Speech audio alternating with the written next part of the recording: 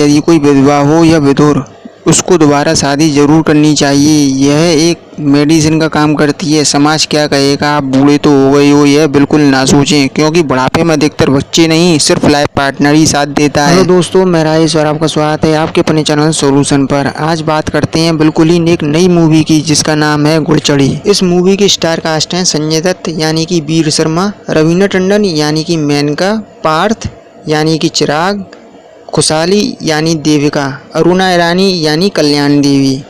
Movie के शुरुआत में कल्याणी निवास को दिखाया जाता है, जो कि दिल्ली में है और उसकी उम्र लगभग 103 साल है, जिसमें 3 पीढ़ियाँ रहती हैं, जिनमें दादी, वीर और चिराग दिखाए जाते हैं।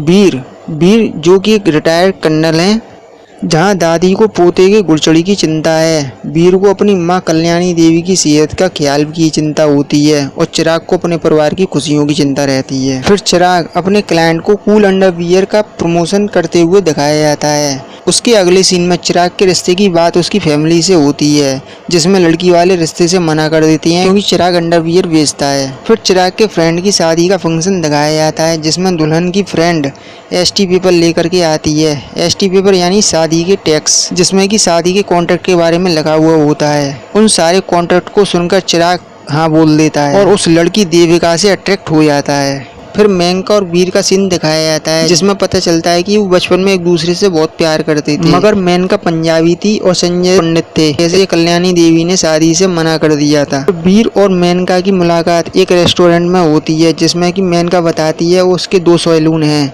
एक पंजाब में है और एक दिल्ली में है। फिर मेनका वीर की पत्नी अमृता के बारे में पूछती है, तो वीर बताता है कि अब वो नहीं है, वो कई साल पहले मर चुकी है। फिर चिराग की मुलाकात देविका से होती है, जहां पर चिराग अपनी कंपनी के अंडरवियर के प्रमोशन के लिए आया होता है।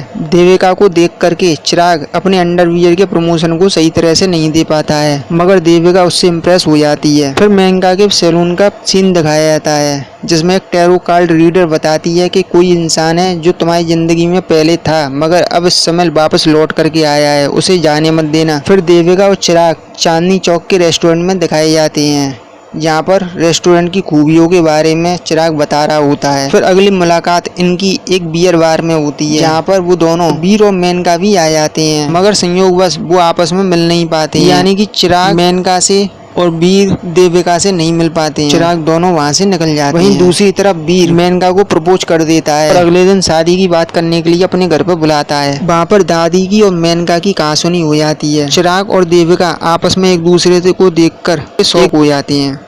उसके अगले सीन में दिखाया जाता है कि वीर से चिराग नाराज हो जाता है और मेनका से देवी नाराज हो जाती है। बाद में संजय दत्त और रवीना टंडन एक लंबी ड्राइव पर जाते हैं। बातों में पता चलता है कि जब मेनका पंजाब चली गई थी, तो उसके रिश्तेदारों ने उसकी शादी एक ऐसे शख्स से कर दी थी, जिसकी की पहले से ही एक बीवी थी। एक्सीडेंट में वो और उसकी बीवी दोनों मर गए, मगर उनकी एक बच्ची थी जो कि 6 महीने की थी और वो बच गई, जिसको यशोदा बन करके उसने पाला है, जिसका नाम देविका है। ठीक उसी समय मेनका और वीर का ट्रक से एक्सीडेंट हो जाता है। बाद में मेनका की किडनी डैमेज पाई जाती है, जिससे कि उसे डोनर की जरूरत पड़ती है। तो देविका का डीएनए और ब्लड टेस्ट मैच नहीं होता है। तो टैरोट कार्ड रीडर बताती है कि मेनका तुम्हारी माँ नहीं है, बल्कि उसने यशोदा बन करके तुमको पाला है। और आफ्टर ऑल ये सच्चाई सबके सामने आ जाती है कि वीर और मेनका दोनों शादी कर सकते हैं, साथ ही साथ चिराग और देविका भी शादी कर सकते हैं। दोनों बहन भाई नहीं माने जाएंगे और फिर एक ही मंडप पर देविका और चिराग की शादी और वीर और मेनका की शादी हो जाती है। ऐसे मूवी की हैप्पी एंडिंग हो जाती है।